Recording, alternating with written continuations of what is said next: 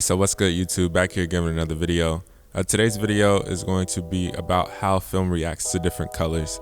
Over the last couple of weeks, I've been taking different portraits and pictures in different scenarios with backdrops and outside, and I've started to learn portrait a lot more than what I did before. How it kind of reacts to certain colors, what certain colors look like on the film. So I thought I'd make a video about it and like the pros and cons of certain colors, and just things that I've learned over the last couple of years about colors and how cameras in general, whether it's digital or film, how certain colors react to film.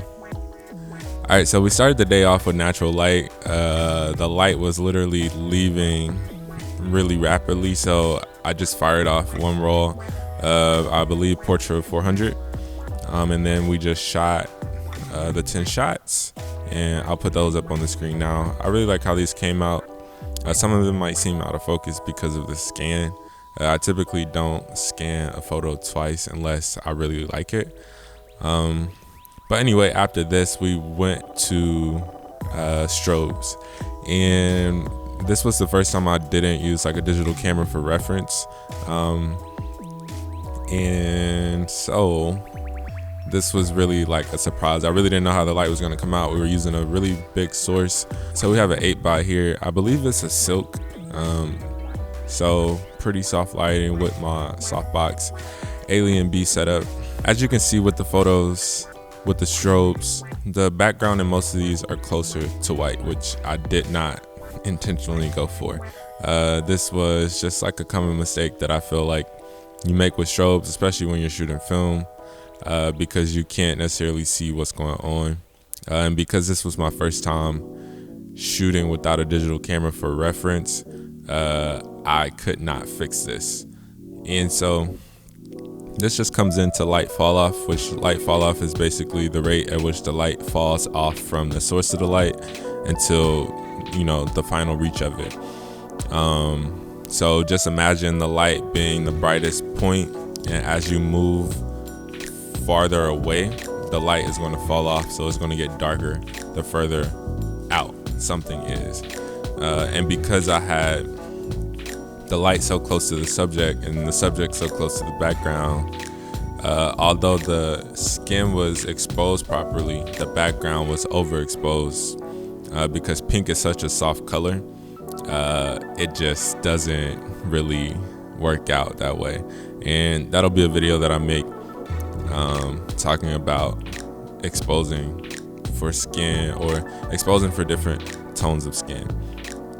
But anyway, I really didn't like how these photos came out. I'll put them up on the screen though, just so you can get a reference of, you know, what we shot, how we shot it, and all that other stuff. I shot with my Mamiya RZ, or I was shooting with my 110 for all of these, I believe.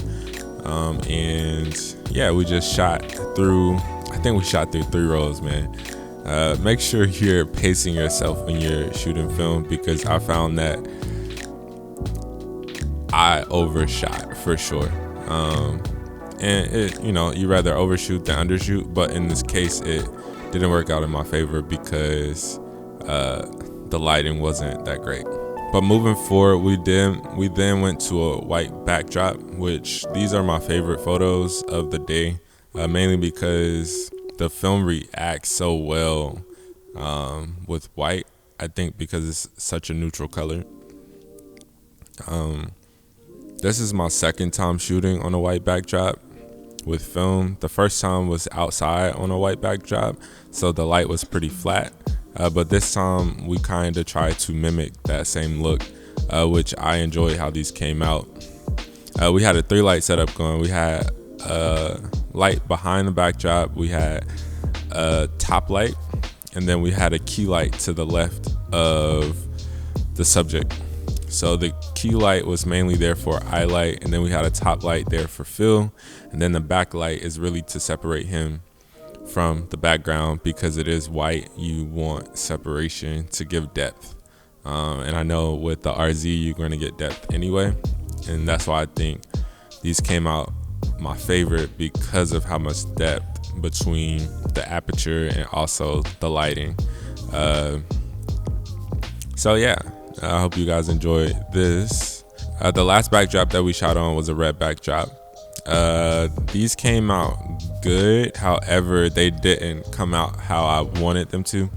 I also shot digital on these last few because I had a look that I was going for, and I'll put those up on the screen.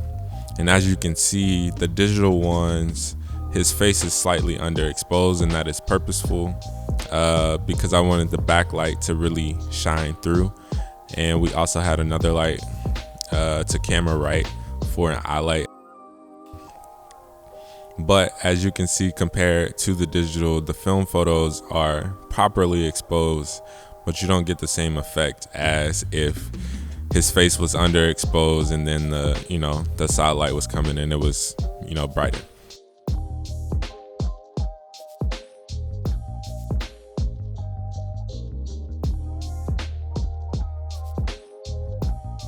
So I hope you guys like this video. I hope to do more videos like this if this is what you guys want. And they're for me too, because I can go back and just talk myself through the process, what I did wrong, what I did right.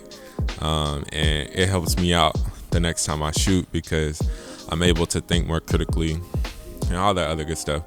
But I don't want to talk too much. If you like this video, give it a like. If you haven't already, subscribe. This is road to 1,000. We're so close. We're almost close to 900, which is great. I hope to get to 1,000 by the end of this month, and I hope you can help me get there. But yes, I will see you guys in the next video.